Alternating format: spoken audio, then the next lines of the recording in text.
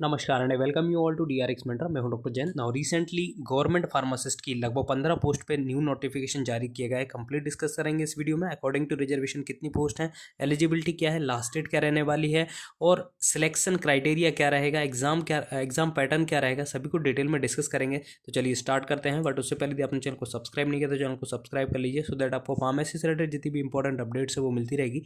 Additionally आप हमारे channel को ज्वाइन कर सकते हैं, जहाँ पर मात्र 29 रुपीज़ में आपको मिलेंगे प्रीवियस ईयर के railway pharmacist, ESIC, state government और ड्रग इंस्पेक्टर के क्वेश्चन आपको प्रोवाइड कराए जाएंगे, जो कि बहुत ज़्यादा इंपॉर्टेंट होते हैं। मोस्टली आपके क्वेश्चंस रिपीट होते हैं क्वेश्चन पेपर में। यदि आपने वो पहले से अटेम्प्ट कर रखे हैं तो आपके स्कोर इंप्रूव होता है। स्कोर इंप्रूव होने से सिलेक्शन होने के चांसेस होते हैं, तो आप जरूर से उनको अटेम्प्ट करिए। और जिन्होंने भी ज्वाइन किया हुआ है तो वो अपने मोबाइल नंबर प्रोवाइड कराई, सो दैट आपको मैं जो भी क्वेश्चन पेपर या स्टडी मटेरियल है वो मैं प्रोवाइड करा सकूँ। यदि ना आप सीरियसली रेलवे फार्मासिस्ट की प्रिपरेशन कर रहे हैं तो आप हमारे कम्युनिटी सेक्शन को विजिट कर सकते हैं, जहाँ पर अपलोडेड मोर देन 1000 MCQs, जो कि बहुत ज़्यादा इंपॉर्टेंट हैं। डेली 3 क्वेश्चन यहाँ पर अपडेट किए जाते हैं। 2 फार्मेसी से रिलेटेड होते हैं, एक इसमें नॉन टेक्निकल क्वेश्चन पूछा जाता है, तो जरूर से उनको अटेम्प्ट करके अपनी प्रिपरेशन का एनालिसिस करिए। चलिए डायरेक्टली चलते हैं। ये देखिए मैंने साइट ओपन की हुई है, Kalyan Singh super speciality cancer research institute, जो कि लखनऊ में है। इसमें वैकेंसी आई हुई है। यहाँ पर आप नीचे जाएंगे रिक्रूटमेंट अनाउंसमेंट के सेक्शन में, notice for recruitment wide advertisement number this, online application form are expected to be active from January 2025। जब इसको ओपन करेंगे तो ये आपके पास PDF ओपन हो जाएगी। यहाँ पर आप देख सकते हैं रिक्रूटमेंट एडवर्टाइजमेंट नंबर दिस है, computer based test examination 2025 for direct recruitment to be non teaching post. तो टोटल जो पोजीशंस हैं वो 57 है, जिसमें अलग अलग है, जैसे कि स्टाफ नर्स की है ना। तो सबसे पहले यहाँ पर आप देख सकते हैं, यहाँ पर मेंशन है फार्मासिस्ट की पोस्ट, डाइटिशियन, एंड देन इस 5th नंबर पे है डाइटिशियन की पोस्ट। टोटल आप देखेंगे 15 पोस्ट हैं, जिसमें से 2 आपकी SC की हैं, ST की कोई भी पोस्ट नहीं है। OBC की 5 पोस्ट हैं, 2 EWS की हैं और 6 जनरल की पोस्ट हैं। तो टोटल 15 पोस्ट हैं यहाँ पर।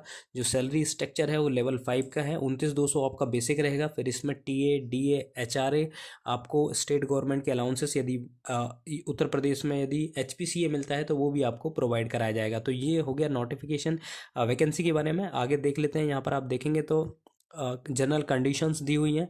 फ़ी आपकी रहेगी, जो जनरल वाले हैं उनके लिए 1,000 रुपये है, 180 रुपये GST लगेगा, टोटल 1,180 रुपये आपके लगने वाले हैं। OBC वालों के टोटल 1,180 रुपये लगेंगे, लेकिन SC ST कैंडिडेट जो है उनको 708 रुपये पे करना पड़ेगा। नेक्स्ट यहाँ पर एलिजिबिलिटी के बारे में मेंशन है, आप नीचे स्क्रॉल करेंगे तो यहाँ पर आप देख सकते हैं एज क्राइटेरिया इंपॉर्टेंट होता है, बहुत से लोग कमेंट करते हैं। तो यहाँ पर आप देख सकते हैं दो एज क्राइटेरिया जो है वो है अपर एज लिमिट 40 ईयर्स। यहाँ पर आप देख सकते हैं मैक्सिमम 40 ईयर्स है। उसके बाद भी आपको रिलैक्सेशन मिला, 5 ईयर आप SC ST OBC को मिलेगा, और जो भी गवर्नमेंट एम्प्लॉई हैं उत्तर प्रदेश के उनको यहाँ पर एज रिलैक्सेशन मिलेगा। तो 40 ईयर्स बहुत अच्छी खासी एज है, बहुत लोग यहाँ पर अप्लाई कर सकते हैं।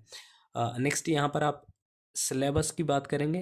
सबसे पहले क्वालिफिकेशंस की बात कर लेते हैं। तो फार्मासिस्ट ग्रेड 2 की एसेंशियल क्वालिफिकेशन है diploma in pharmacy from a recognised university institutions, should be a registered pharmacist under the pharmacy act 1948। तो 2 ही क्राइटेरिया है, डिप्लोमा इन फार्मेसी मतलब D.Pharm आपके पास होना चाहिए, और आप रजिस्टर्ड फार्मासिस्ट होना चाहिए। तो यहाँ पर देखिए आप कहीं पे भी नहीं लिखा है कि आपका रजिस्ट्रेशन UPPCI में होना चाहिए, Uttar Pradesh pharmacy council of India में होना चाहिए। यहाँ पे जस्ट लिखा हुआ है should be registered pharmacist under the pharmacy act. तो जब फॉर्म फिलअप होने स्टार्ट हो जाएंगे तो आप एक बार फॉर्म फिलअप करके देख लीजिएगा, जो ऑल इंडिया कैंडिडेट अप्लाई करना चाहते हैं।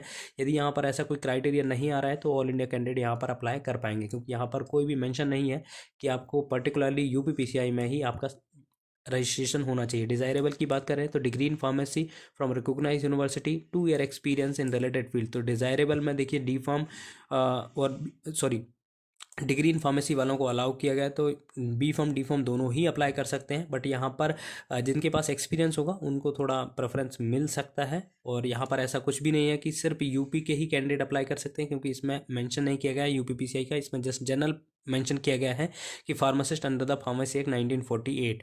तो आई थिंक सभी अप्लाई कर सकते हैं, ऑल इंडिया कैंडिडेट अप्लाई कर सकते हैं। बट यहाँ पर जब तक फॉर्म फिलअप स्टार्ट होंगे जनवरी में, तो उस टाइम पे हमें देखना पड़ेगा कि ऐसा कोई क्राइटेरिया इनने फॉर्म में रखा तो नहीं है।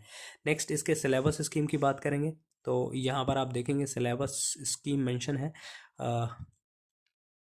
हाँ, या कंप्यूटर बेस्ड एग्जामिनेशन होगा। 60 मार्क्स आपके डोमेन से होंगे, मतलब फार्मेसी के आएंगे। 10 मार्क आपके जनरल इंग्लिश के होंगे, 10 मार्क्स आपके जनरल नॉलेज के होंगे, 10 रीजनिंग के होंगे और 10 मैथमेटिक्स के होंगे। तो टोटल आपके 40 नंबर का नॉन टेक्निकल और 60 नंबर का आपका टेक्निकल आएगा। तो यहाँ पर 60-40 का रेशियो है, जो कि मोस्टली हमने देखा है एग्जाम्स में आजकल नॉन टेक्निकल भी पूछा जाता है। तो सिमिलरली यहाँ पर भी 60 नंबर्स का आपका डोमेन्स का आएगा और 40 नंबर आपका नॉन टेक्निकल का आएगा। 1 marks will be given for correct answer, 1/3 mark will be deducted for the wrong answer. तो यहाँ पर नेगेटिव मार्किंग भी रहेगी, तो आपको थोड़ा सा कॉशियसली क्वेश्चन अटैम्प्ट करने पड़ेंगे। और यहाँ पर मिनिमम क्वालिफाइंग मार्क्स भी रखे गए हैं, जैसे 50% फॉर जनरल EWS और OBC के लिए, 45% फॉर ST SC के लिए। तो इसका मतलब क्या होता है कि जनरल वालों EWS और OBC वालों को 100 में से 50 मार्क्स लेने आने पड़ेंगे, तब आप मेरिट में आएंगे। फिर आप मेरिट में यदि ऊपर हैं, जैसे आपकी रैंक आई हुई है, तब आपको सिलेक्शन मिलेगा।